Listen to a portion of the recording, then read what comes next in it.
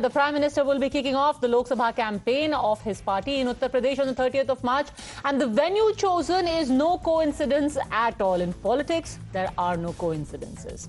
So let's tell you what this campaign is going to be like and what is the underlying message. The Prime Minister will be holding the first rally of the BJP in Uttar Pradesh in Meerut. And why is this significant? Because the person who is going to fight for the BJP in Meerut is Arun Govil, the man who portrayed the character of Lord Ram himself in the hugely popular Ramayan television series in the 80s. But that's not the only big message being sent out in the battle for the crucial 80 seats of UP. Sample this. Sources tell us that the BJP is also planning a massive Thanksgiving event at Ayodhya on Ram Navami this year. The very first Ram Navami that will be celebrated after the Pran Pratishtha of the Grand Ram Mandir. And the Prime Minister himself will be present on that day in Ayodhya as lakhs of devotees converge at the Ram Janmabhoomi. Here is the most important part.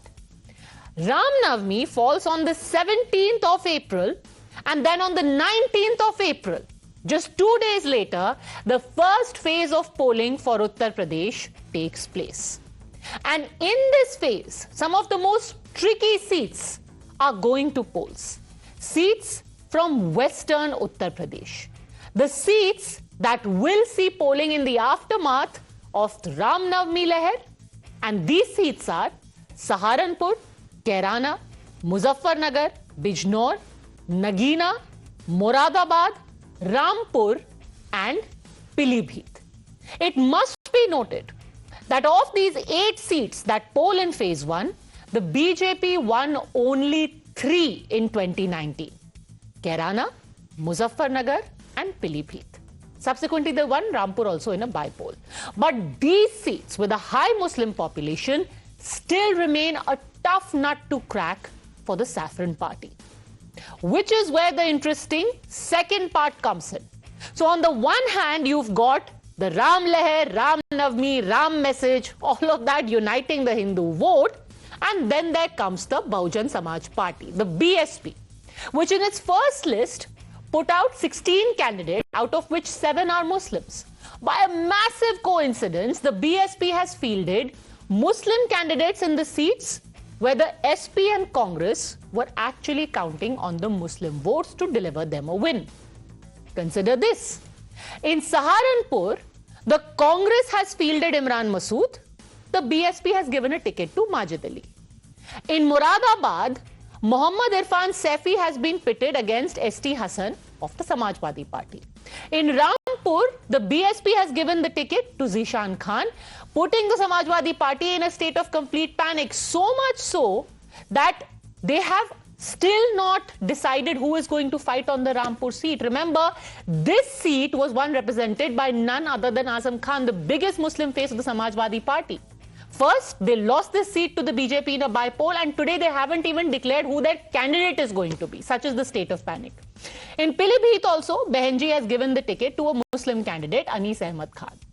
Mind you, the BSP counts on getting both the Dalit and the Muslim vote in UP. And on all of these seats, both these votes are in high numbers. Which is what brings us to the big question. In Uttar Pradesh, with the Prime Minister kicking off the campaign by campaigning for Lord Ram himself, the Ram Mandir is going to be the overarching theme for their fight, for the BJP's fight to deliver an 80 on 80, 80 par. Can this all be a coincidence? The beginning of a campaign with Arun Govil, the first phase of polling happening 2 days after the religious fervor peaks on Ram Navami, the fielding of strong Muslim candidates by the BSP in seats where Muslim votes will be crucial for INDI. Will Behenji and Bhagwan in the end help the BJP's 80 par campaign? And the most important question of it all, will the Ram message end up uniting Hindu votes and Behenji and other factors end up splintering the Muslim votes for INDI? Interesting and complicated questions. Let's try and get some clarity. Joining us, Sanju Verma, national spokesperson of the BJP, Sameer Chaugankar, senior journalist, IP Singh, spokesperson of the Samajwadi Party, and Kamruzzaman Chaudhary, who is a political analyst, supports the Congress Party. Let me start with you, IP Singh ji. आप खुद भी बहुत religious आदमी है, but देखिए आप खुद प्रभु श्री राम के कैंपेन से बीजेपी शुरुआत करेगी उत्तर प्रदेश में। जैसे कहते हैं ना, अगर शुरुआत ऐसी है तो फिर आगाज कैसा होगा? नहीं, आगाज ऐसा है तो अंजाम कैसा होगा? शुरुआत ही भगवान श्री राम से हो रही है। देखिए, मैं क्षत्रिय समाज से आता हूं और मर्यादा पुरुषोत्तम भगवान राम इसी कुल में जन्म लिए थे। और भगवान राम के जो 10 अवतार हुए हैं, 10 में से यह माना जाता है कि 9 अवतार वो क्षत्रिय कुल में लिए हैं। तो मोदी जी जब जानते भी नहीं रहोगे तब से पूर्वज हमारे पूजते आ रहे हैं। हाँ, उत्तर प्रदेश के धार्मिक टूरिज्म पर प्रधानमंत्री जी जरूर आते हैं, यहां के लोगों को धर्म के बारे में बताते हैं।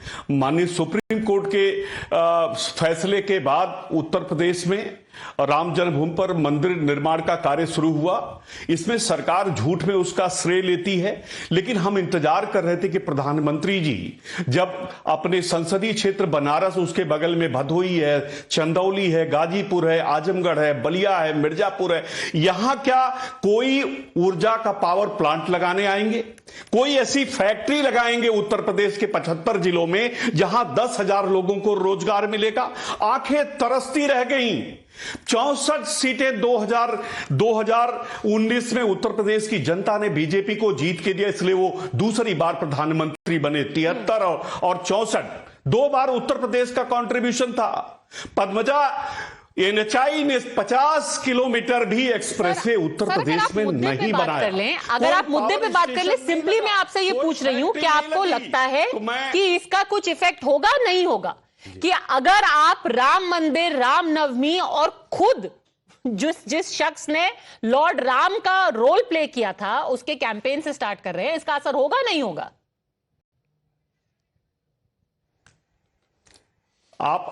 मैं तो ये कहूंगा कि आज गुलाम नबी आजाद और इनकी एक वीडियो पब्लिक डोमेन में वायरल हो रही है, और जब कांग्रेस चाहती थी कि इलाहाबाद में आकर वो कैंपेन करें तो वहां इलाहाबाद यूनिवर्सिटी के छात्रों ने विरोध किया, वहां की जनता ने विरोध किया।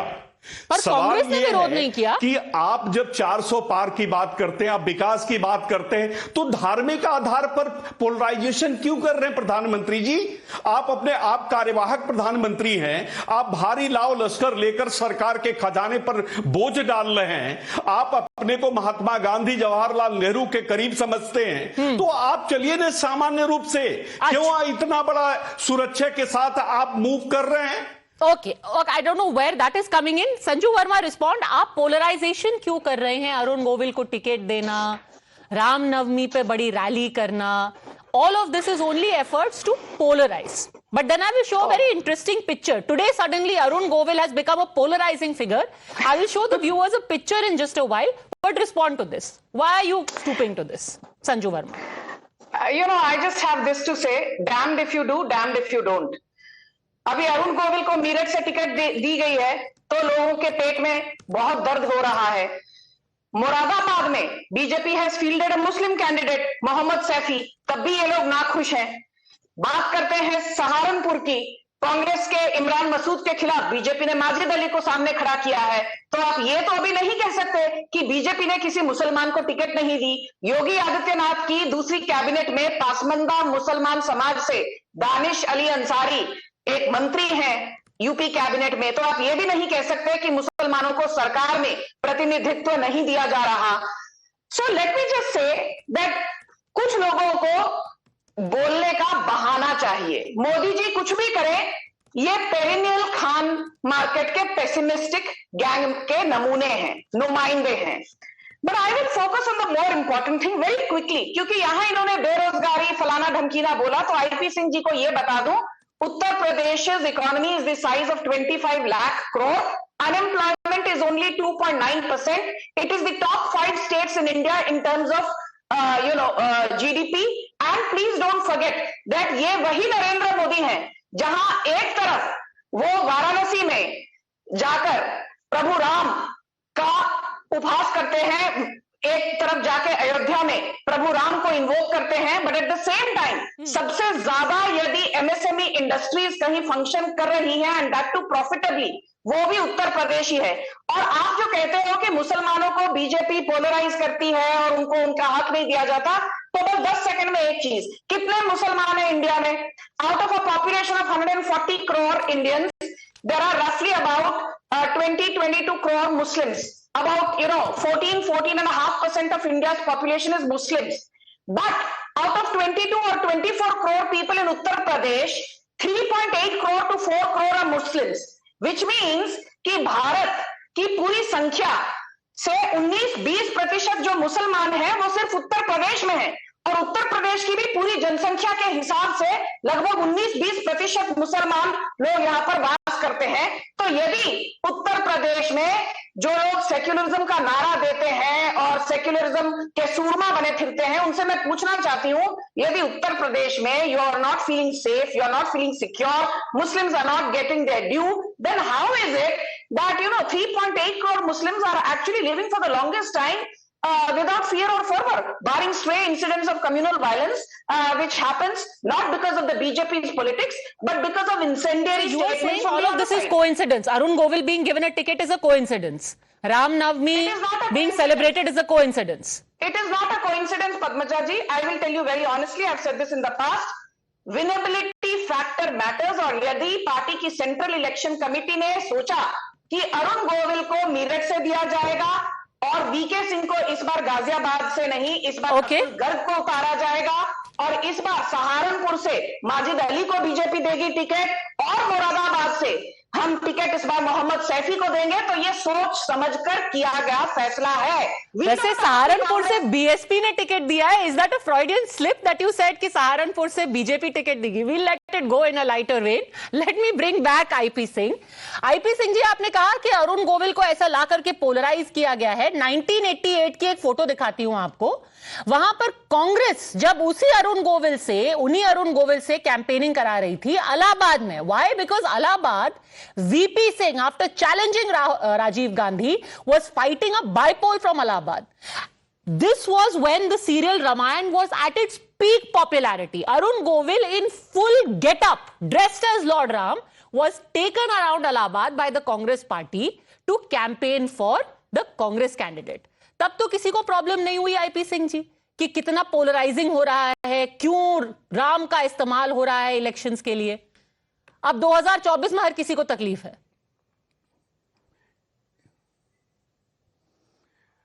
पद्मजा, सिर्फ धर्म के आधार पर और हिंदू मुसलमान करके ही बीजेपी 2014 भी जीती, और जिस तरह से 2019 में बड़े बड़े नाटक हुए पूरा देश जानता है। बीजेपी को पता है कि 180 सीटें पाना भी बड़ा मुश्किल हो रहा है। कांग्रेस का बताइए ना।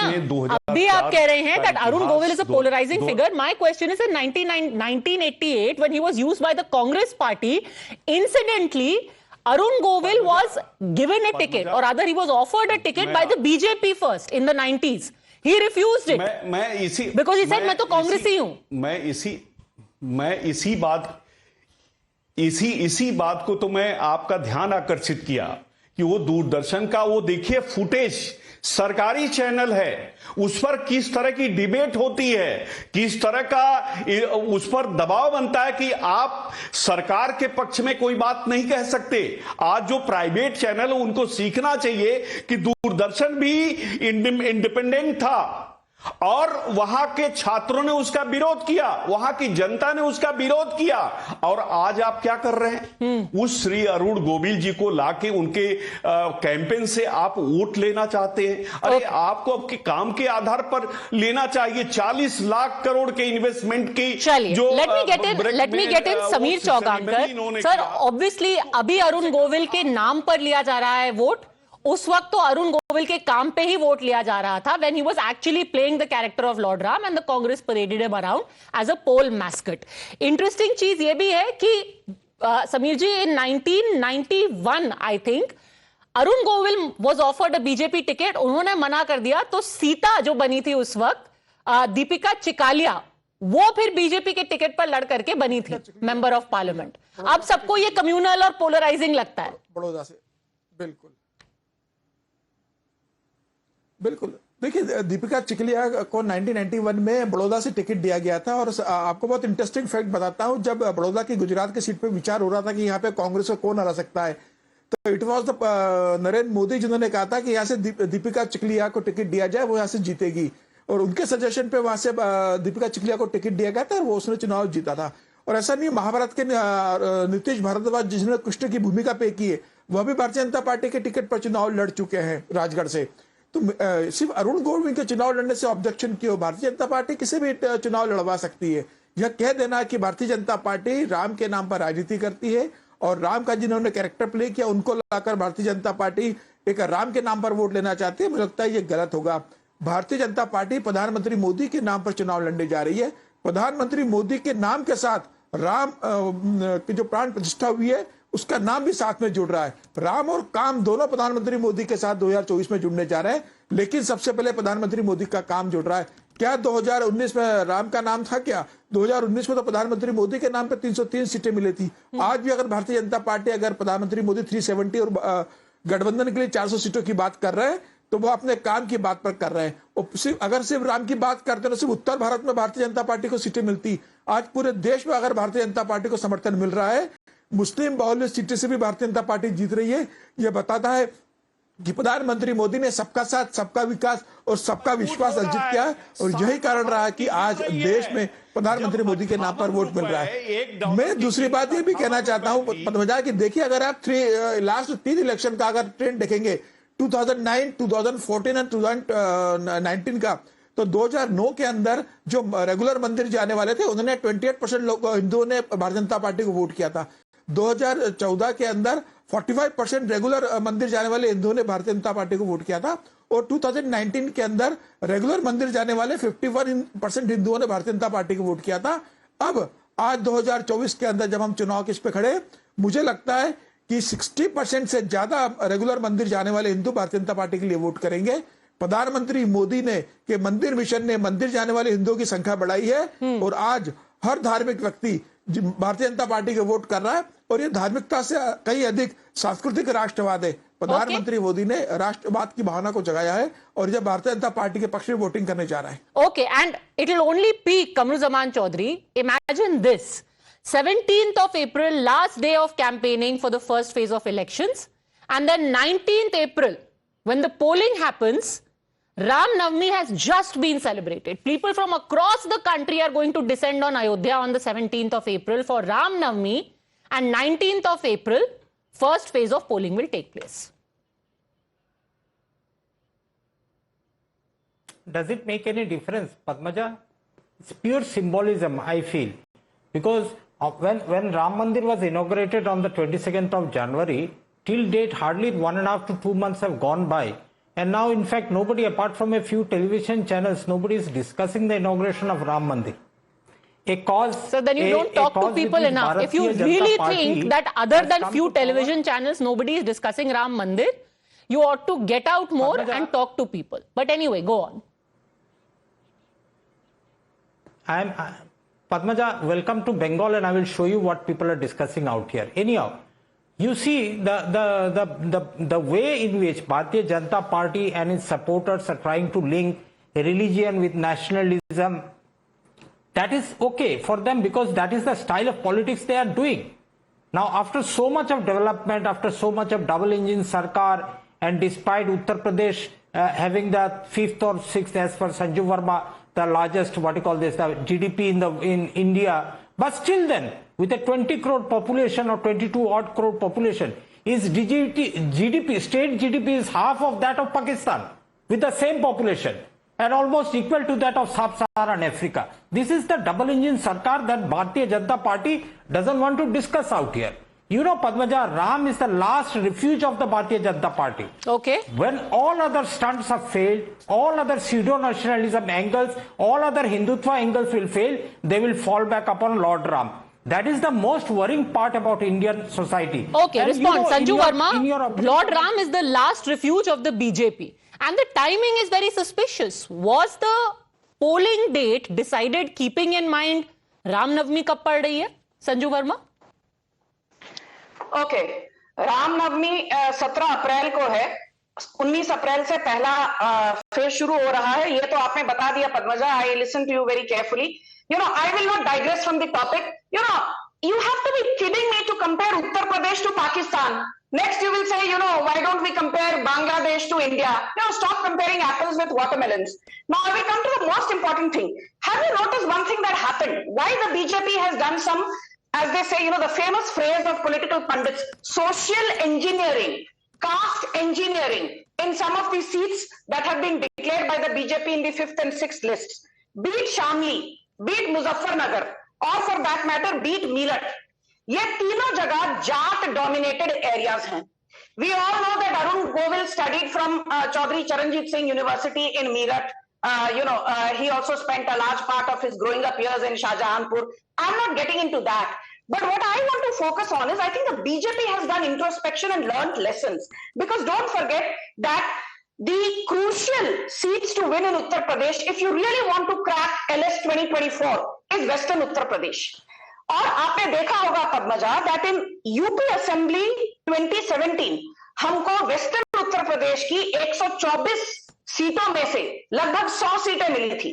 But come Uttar Pradesh assembly elections 2022 हमको 124 में से हमारी टैली गिर गई थी. We got only 85 seats. और जो सबसे ज्यादा लॉसेस हमको दिखे वो थे in the Moradabad region, Meerut region, Shamli region, in Rampur and the adjoining areas. So I think this time in Lok Sabha 2024, we are very sure that we will do, the caste calculus, the social engineering, be that as it may, we will also focus on relevant candidates who are relevant to a given region. That is the reason. VK Singh, I think, has done a phenomenal job in Ghaziabad, but he has been replaced by Atul Garg for this reason. Similarly, I think Sanghamitra Maurya did a phenomenal job in Badaun, but she's been replaced by Mr. Shakya. So I think when replacements are done, it does not necessarily reflect upon the incumbent candidate. Okay. What it tells you is that the party is taking no chances to ensure that there is a 100% strike rate, and if that means changing the candidate, so be it. Okay. Now let me tell you another very interesting thing that has happened, and I want you to comment on this, IP Singh ji. Let's take a look at some of the seats where the BSP has now fielded their candidate. BSP and Congress, INDI. एक तो राम लहर already जो है उसका तो effect देखेंगे क्या होता है. Then for good measure you have got Behenji also. क्या हुआ है यहां पर? फर्स्ट फेज में you have got Saharanpur which is voting. Congress Imran Masood is fighting, and guess what, Majid Ali has been fielded by BSP. Saharanpur has 41% Muslim population, 22% Dalit population. A population which the BSP has on its side usually. Then Moradabad, ST Hassan has been fielded by Samajwadi Party. Behenji has fielded Muhammad Urfan Saifi. 46% Muslim population, 14% Dalit population. Then as far as Rampur is concerned, Samajwadi Party still hasn't decided who they want to field. Earlier it was Azam Khan. Now they don't know who they will field, because here you've got Zishan Khan, who's been fielded by the BSP in a seat that has a 50% Muslim population, 12% Dalit population. And finally, let's take a look at Pilibhit, where Bhagwat Gangwar has been fielded by Samajwadi Party, but BSP has fielded Anis Ahmed Khan in a seat that had 26% Muslim population and 16% Dalit population. IP Singh ji, क्या आपको लगता है कि बहनजी और भगवान मिल करके BJP को कम से कम ये सीटें तो दिलवा ही देंगे?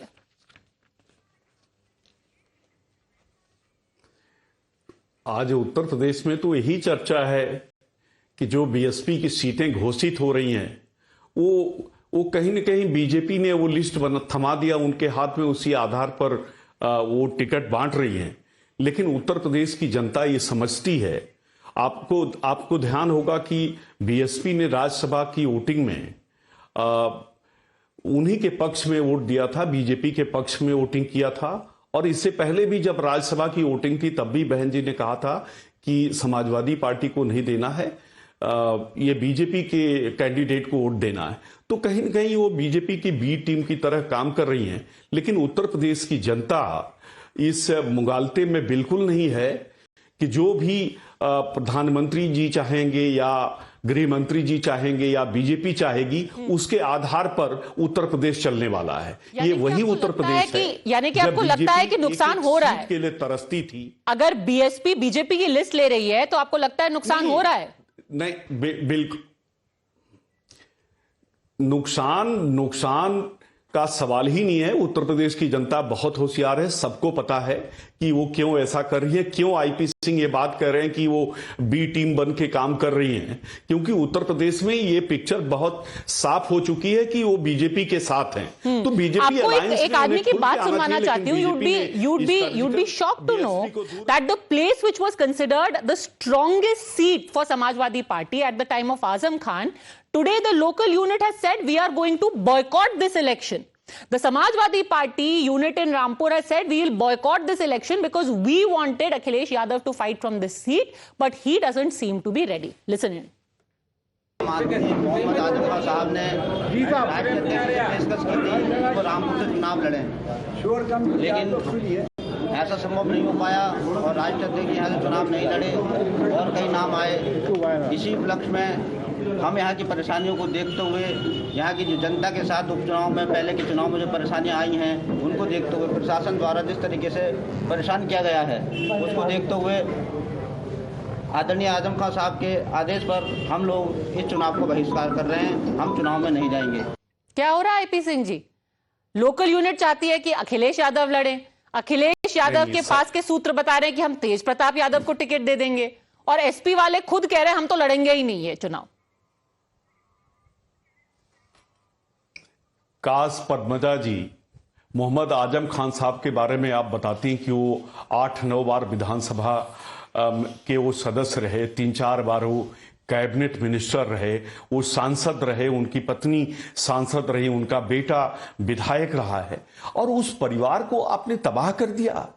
उनका इतना दोष है। 78 साल की उम्र में आप लगातार उन्हें सलाखों के पीछे रखे हैं। उस परिवार के ऊपर आपने वज्रपात किया। यूनिट क्यों बॉयकॉट कर रही है? सवाल मेरा ये है आईपी सिंह जी, कभी इस तरह का देखने को नहीं मिला है। Why is your Rampur unit और Samajwadi Party boycotting elections? Samajwadi Party के लोगों को, कांग्रेस के लोगों को, और देखिए 95% हम तो ये मानते हैं कि उत्तर प्रदेश क्या पूरे देश में आपातकाल है।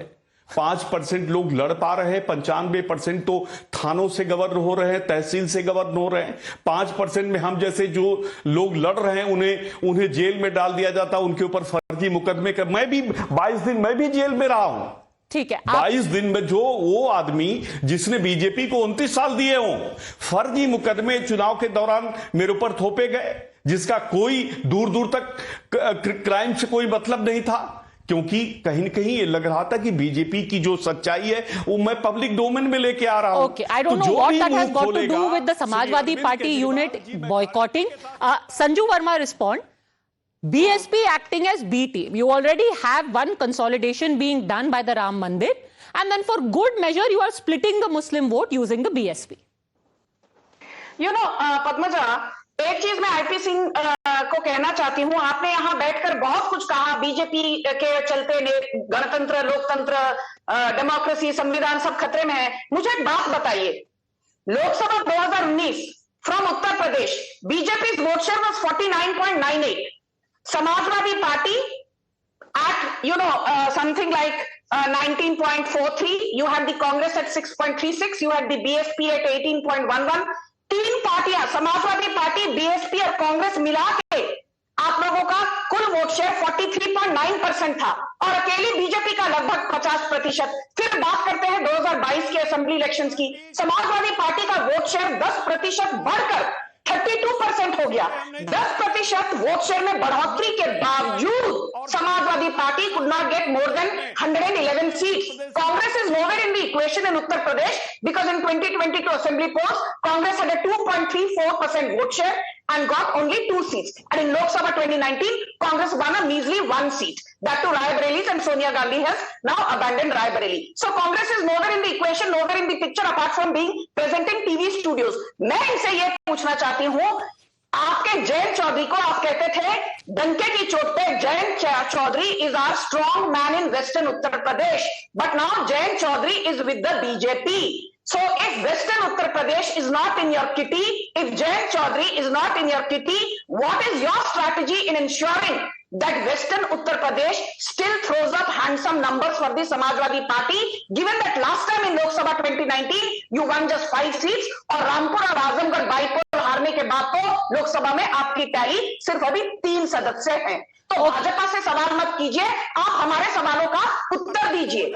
Sameer ji, do you find it interesting और do you find it strategic कि बीएसपी उन्हीं सीटों में आकर के कंटेस्ट कर रही है जो कि फंसी हुई हैं बीजेपी के लिए, और वो भी मुसलमान कैंडिडेट्स के साथ?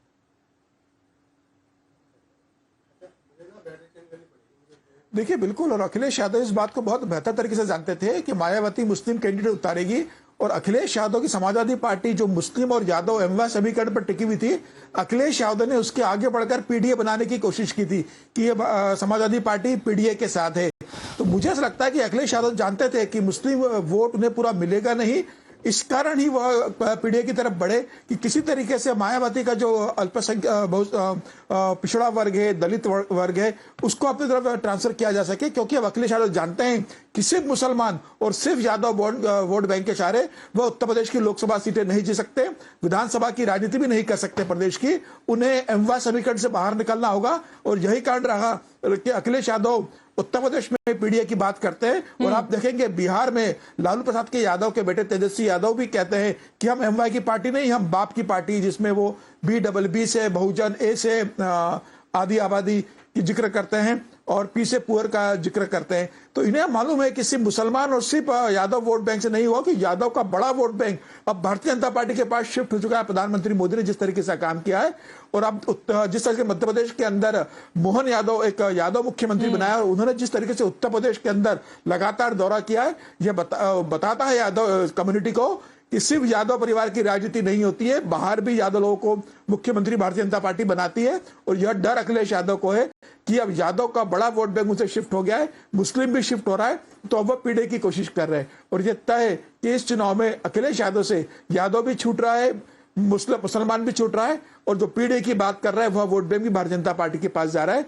अखिलेश यादव के हाथ से बहुत मुश्किल है उत्तर प्रदेश के अंदर 2019 की जीती हुई 5 सीटों को बचाए रखना. कमरुज़्ज़मान चौधरी, अखिलेश यादव ही नहीं, शायद INDI से पीडीए जा रहा है. Padmaja, it's very interesting to listen to Mr. Samir out here, you know. The election analysis he will be reading in such a way, though I'm not criticizing him. That's the narrative he has been assigned to spread across the country. So speaking of narrative, you do know that Imran Masood of the Congress went to file his nomination today from Saharanpur, and he actually got irritated because the local MLA also did not accompany him. So clearly, I don't know, इसको खींच कहें, इसको गुस्सा कहें, इसको nervousness कहें, but something is wrong and it is showing. But anyway, respond. Padmaja, please have that much of courtesy to at least let me complete my statements. What I was speaking here in 2017, I suppose if I'm not wrong, Mayawati fielded more than 100 candidates in the assembly elections, and most of them were Muslim candidates. And what happened? We all know what happened during 2017 elections. You see, Asaduddin Owaisi, who has got his stronghold, his headquarters in Telangana, Hyderabad, out of the 119 seats, he fields only 7 candidates from his party in the Telangana elections, but comes to field 100 candidates from Uttar Pradesh during the assembly elections. Now, when we say that Mayawati or Asaduddin Owaisi are the B team of the Bharatiya Janata Party, there must be some logic to it. You know something, the Muslims of Uttar Pradesh feel that they are the most marginalized society of India right now. And that's not no-brainer. You can find out on the grassroots. I believe you will be going down in search of opinion of the people very, very soon. But the basic point out here is that when you feed the Muslims with a narrative that you are going to be a second-class citizen in your own country, then your back is to the wall. It is the time when the Muslims will be coming back. Mind you, Padmaja, I am telling you a very important thing tonight. Muslims of India have never treated themselves to be of one homogeneous community. They voted differently across different timelines. They supported different political parties. But this time, it's not going to be one party vote this time. This is going to be the most likely candidate that is going to defeat the Bharatiya Janata Party. And last time when Devband result was a surprise for all of us, we introspected what actually went wrong. And we found out the reverse polarization that happened in Uttar Pradesh. By Mulayam Singh, Mayawati and Congress coming together, the reverse polarization was of mammoth proportion in Uttar Pradesh. And this time, that polarization is not there. But the voters are more intelligent. Okay. It's not the Muslims and the Yadavs together.